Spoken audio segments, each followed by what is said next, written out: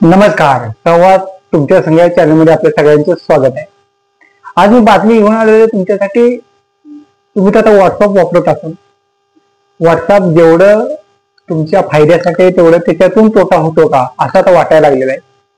तुम्ही आपल्या स्क्रीनवर बघत असाल जो व्हिडिओ, हे जळगावचे रहिवासी आहेत आणि ह्यांचे 4.5 लाख रुपये व्हॉट्सअपच्या एका चुकीमुळे गेलेले. आता ते कसे गेले त्याबद्दलची आपण माहिती घेणार आहे. म्हणजे त्यांनी त्यांच्या घरातला जो गिझर असतो आणि वॉशिंग मशीन अशा 2 प्रकारच्या वस्तू त्यांच्या खराब झालेल्या, कारण एका ठिकाणाहून आणलेल्या असं ते म्हणतात. ते आणले असताना तिथून त्यांनी खराब झाल्यानंतर सर्व्हिस सेंटरचा नंबर त्यांनी गुगलवरती सर्च केला. तिथून सर्च केल्यानंतर त्या नंबरला कॉल केल्यानंतर त्या नंबरचा त्यांना एक OTP आला.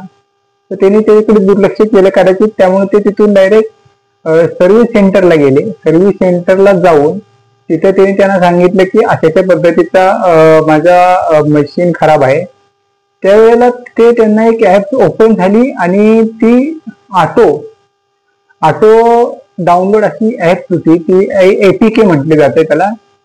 ती डाउनलोड झाल्यानंतर त्यांना काही 1-2 तासामध्ये त्यांचा मोबाईल असा गरम व्हायला लागला आणि गरम झाल्यानंतर 1-2 तासामध्ये त्यांच्या मोबाईलमधून 4.5 लाख, म्हणजे व्हॉट्सअपच्या एका चुकीमुळे त्यांच्या 4.5 लाख रुपये गेले. आता आपल्या व्हॉट्सअपमध्ये पण एक फीचर आहे की ते आपण ऑनलाईन पेमेंट त्यांच्या माध्यमातून करू शकतो असे फीचर आहे. आणि आपण तिथून पेमेंट ज्यावेळेला करतो त्यावेळेला आपल्याला OTP पण द्यावे लागत असतात. अशा पद्धतीने त्यांचे एवढे पैसे गेल्यानंतर त्यांच्या ऐन दिवाळीमध्ये त्यांचा दिवाळा निघालेला आहे. आता याच्यावरती पोलिसांचं असं म्हणणं आहे किंवा त्या सायबर तज्ज्ञ जे असतात त्यांचं असं म्हणणं आहे की ऑटो डाउनलोड झाल्याने त्यांचे पैसे नाही जाऊ शकत. त्यांनी जो OTP त्यांना दिला त्या OTP मुळे त्यांचे ते पैसे गेलेले आहेत. म्हणून कधीही लक्षात ठेवायचं की आपल्याला वारंवार तर ज्या आपल्या बँका असतात, म्हणजे जिथे जिथे तुमची खाते आहेत त्याचे वारंवार आपल्याला मेसेज पण येत असतात सावधगिरी बाळगण्यासाठी की तुम्ही असा कोणत्याही प्रकारचा OTP कुणाला देऊ नका, आणि बँक सुद्धा कोणत्याही प्रकारचा OTP आपल्याला मागत नसते.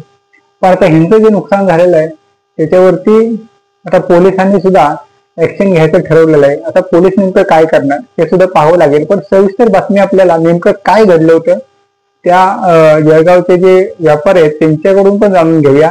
तज्ज्ञ काय म्हणतायत तेही जाणून घेऊया. आणि दुसरं, पोलिसांनी आता कशा प्रकारे कायदेशीर कारवाई करायचा आहे किंवा त्या चोरांना कसं पकडण्यासाठी ते जात आहेत आणि पोलीस त्या चोरांना पकडतील का, या सगळ्या गोष्टी आपल्याला आता इथं पाहणार आहोत. पण सविस्तर व्हिडिओला स्किप न करता. वॉशिंग मशीन जे बंद पडलं होतं म्हणून मी ती तक्रार केली की वॉशिंग मशीन रिपेअर करायचं माझं.